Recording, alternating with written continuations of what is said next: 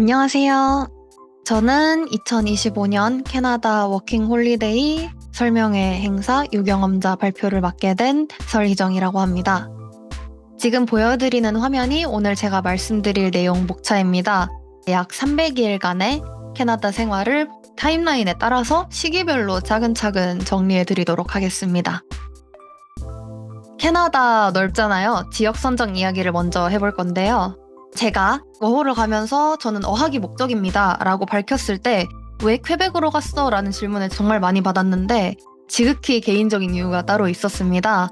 제가 지금 대학생인데 학교에서 3개 정도 언어를 공부하고 있는데요. 워홀 후기를 찾아보다 보니까 몬트리올의 일본인 식당에서 일하신 분 이야기를 보고 나도 저렇게 할 수 있지 않을까? 라는 생각을 가지고 가게 됐습니다. 제가 선택한 이 퀘벡시티라는 곳은 한국 분들한테는 드라마 도깨비 촬영지로 유명한 곳인데요. 이제 공용어는 캐나다 프랑스어고 캐나다 동부에 위치하고 있습니다. 워홀을 결정할 당시에는 제가 프랑스어가 전혀 유창하지 않았기 때문에 영어랑 불어를 동시에 사용할 수 있지 않을까? 혹은 다른 전공인 일본어도 혹시 사용하는 기회가 오지 않을까라고 생각해서 이 지역을 골랐습니다. 퀘벡이라는 지역, 특히 이 몬트리올이 아닌 퀘벡시티를 이야기하면은 다들 프랑스어 못해도 괜찮나요? 라는 질문 많이 하시는데 솔직히 말해서 이제 쉽지는 않습니다. 특히 서빙처럼 서비스직의 경우에는 쉽지 않지만 저도 불어가 상당히 부족했지만 서빙 일을 구했고 퀘벡 주 정부에서 이민자 또는 이 외국인을 위한 정부 지원 어학 프로그램이 있습니다. 저는 모르고 있다가 신청을 굉장히 늦게 해서 한국에 올 때까지 혜택을 못 받았는데 대기가 굉장히 길기 때문에 관심 있는 분들께서는 이걸 일찌감치 신청을 하셔가지고 일도 하시고 어학도 배울 수 있는 좋은 기회가 되셨으면 좋겠습니다. 캐나다 출발 전에 한국에서 준비할 게 굉장히 많죠. 아마 준비하신 분도 있고 이제 하실 분도 계실 텐데 일단 비자 발급이 제일 중요하겠죠. 입국하려면.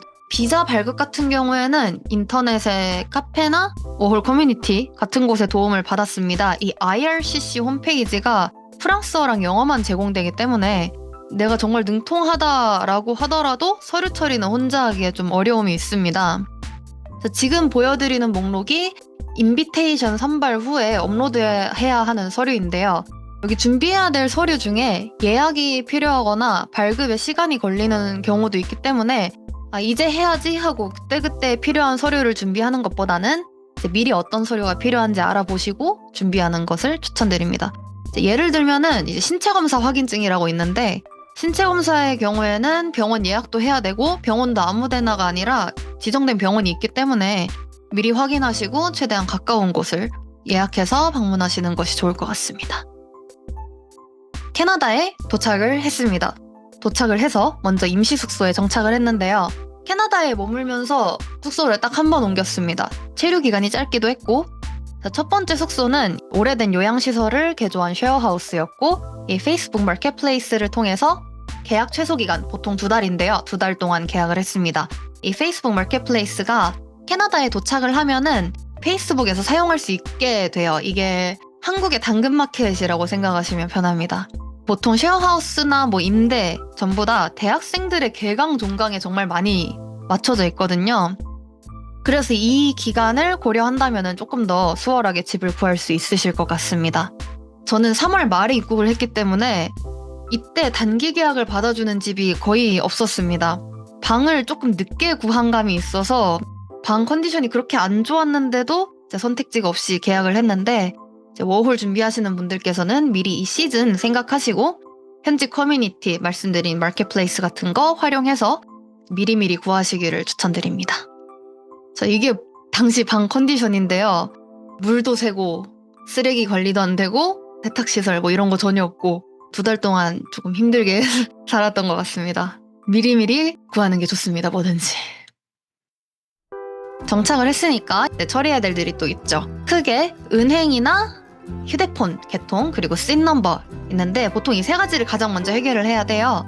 일단 휴대폰부터 한국에서 eSIM 공구를 하고 있길래 그걸 통해서 캐나다에 도착하는 즉시 개통되도록 했습니다. 아무래도 인터넷이 있어야 뭔가 다른 거를 할 수가 있기 때문에 일단 이것부터 가장 먼저 해결을 했고요.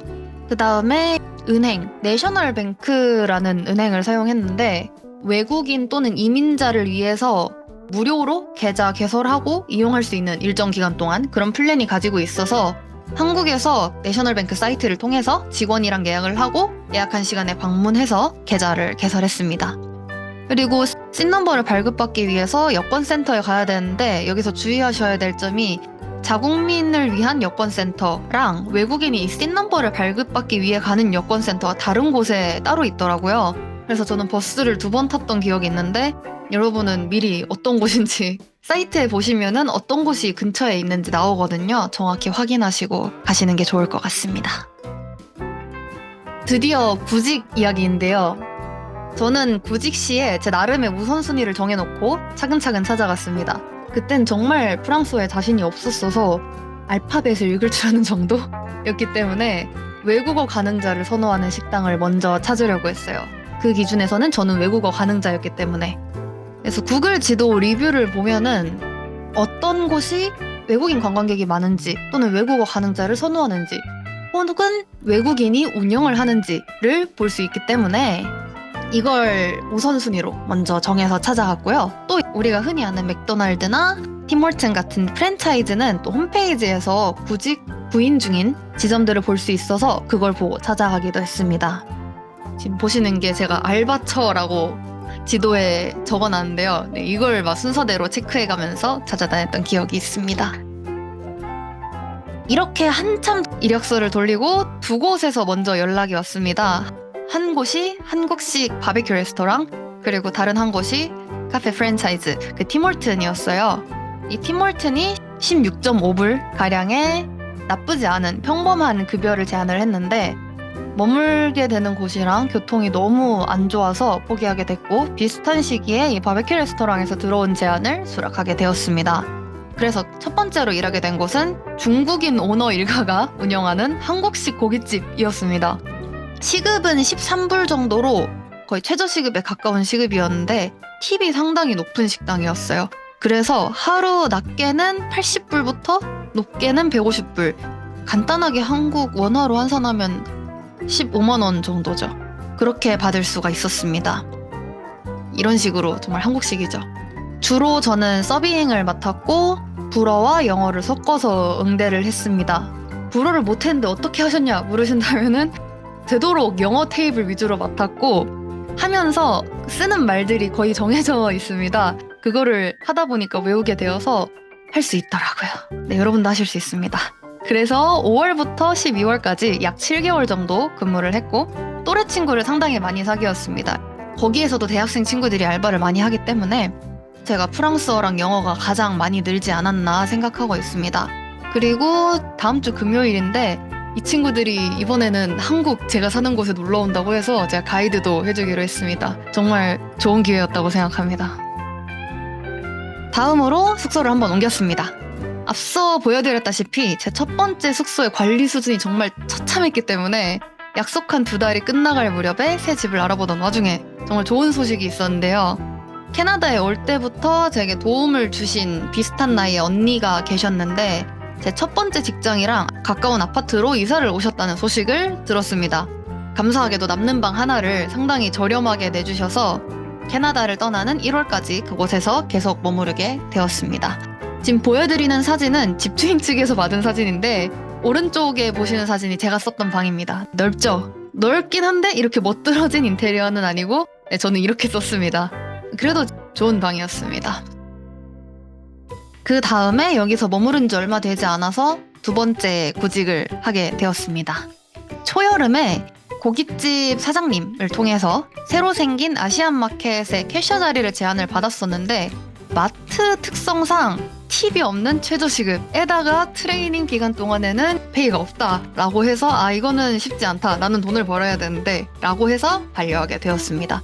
대신에 오자마자 일찌감치 이력서를 제출했던 일식당이 있습니다. 거기에서 7월, 8월부터 일해주지 않을래? 라는 제안을 받았습니다.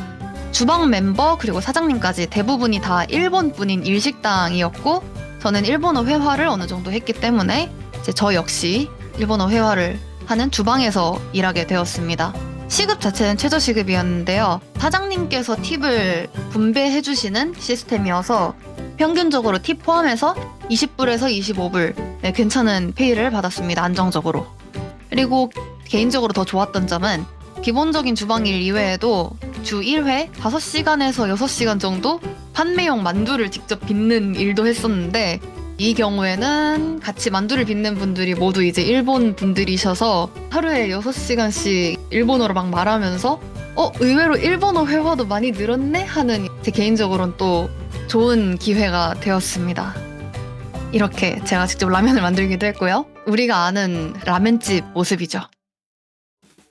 캐나다에서 워킹 홀리데이니까 워킹만 할 수는 없죠. 홀리데이의 이야기를 조금 해보고 싶은데요.